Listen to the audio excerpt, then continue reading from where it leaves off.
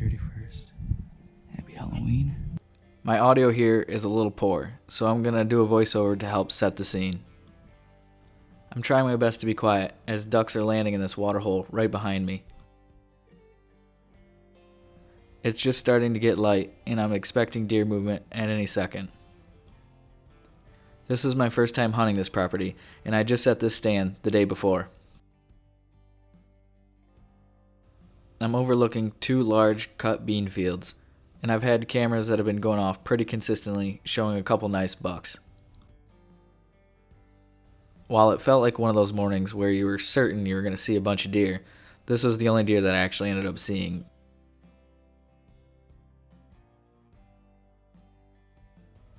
But as in life and in the rut, you never know what might happen next. Alright, I just got a text from my dad that he's watching 2 bucks chase a doe back at my parents across the hill from the house, so I'm packing up and I'm heading over there. I have no idea if I'll be able to make a play, but I'm not seeing much here, and sometimes you gotta be mobile, be agile, and move to where the action is when the rut's on. So I'm gonna quickly pack up and head over there. Who knows if that buck will still be around, but it's worth a try. So stay tuned. As I zoom in, you'll notice that the buck is bedded behind this big green bush. I used that as a reference during the stalk, and I'll also reference it later in this video. Oh yeah.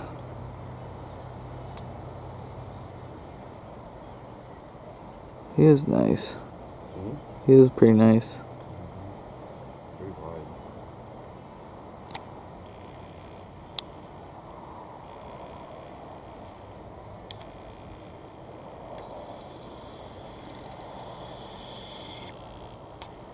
And then up here, this toggle, this is your zoom. So all I gotta do, and then this is just super easy, but all I gotta do is zoom in, and then he's right there. Problem is, this was open when it was raining and it got foggy on the lens.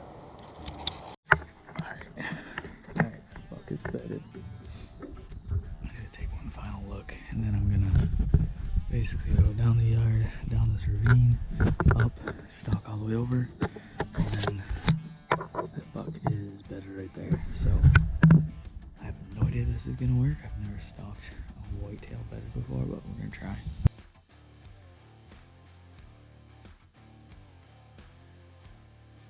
I'm gonna go up that.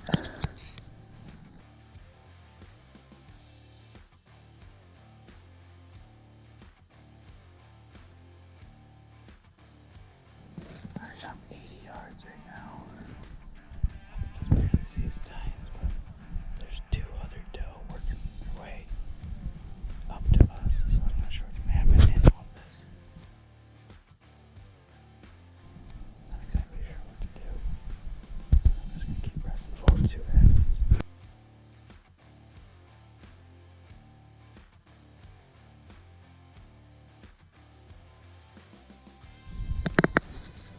Alright, 70 yards.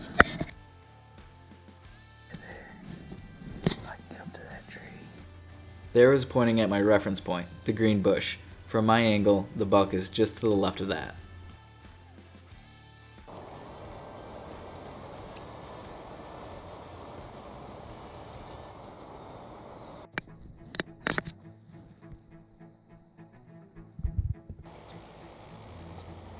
This buck is currently in the lockdown phase of the rut. During this phase, a mature buck will stay with a doe and estrus on an average of 1 to 3 days.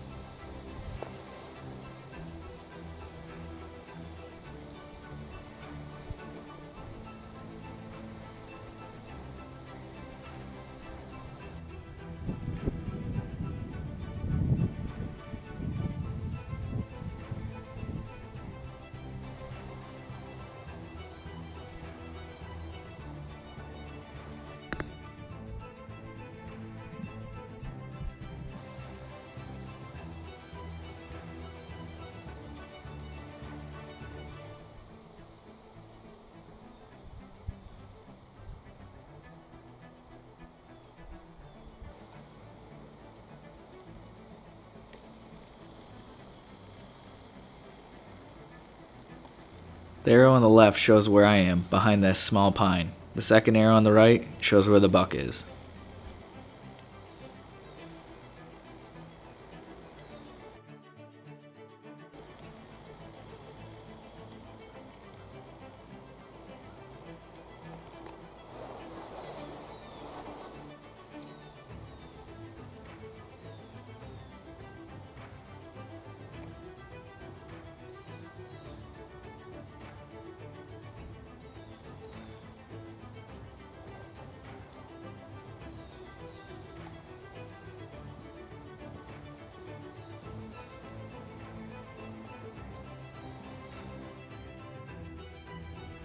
As you can tell from the previous clip, the buck started to get antsy. One of the does that I mentioned before popped up in front of the buck. She could see me and didn't like what she saw. She started stomping and blowing, and I was worried that the buck was about to bolt out of there.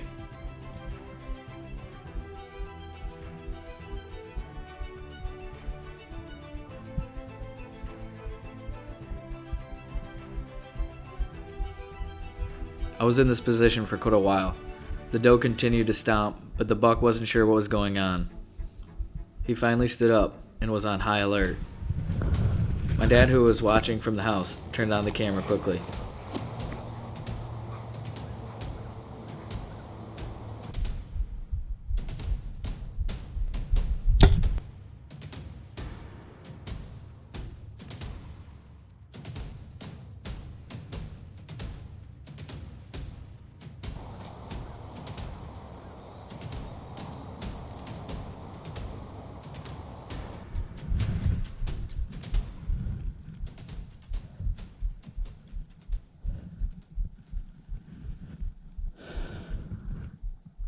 Well, I don't know what happened.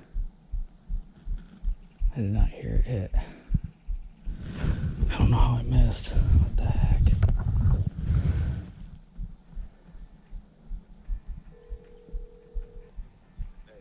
Did you see them run off? Yeah. I think I must have. Oh, you did? I rushed it because that doe spooked him. I know, it freaking sucked. I saw those two doe worked. They were underneath the Wagoneer feeding. And then I thought they were gone and went the other way. Then all of a sudden that doe popped up. Otherwise I would have been freaking golden. But I had to rush my shot. I ranged it. I thought it was only 40 yards. I thought I would have been able to hit it, but it sounded like I hit brush.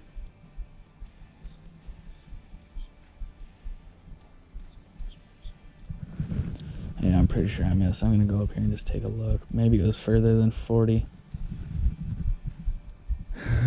I see this last little pine tree. I'm right here. I got freaking close, man, but I could have kept going. I was only basically moving when the wind picked up or when a car went by, because there's no way to move through this quickly. But I just can't believe I freaking missed.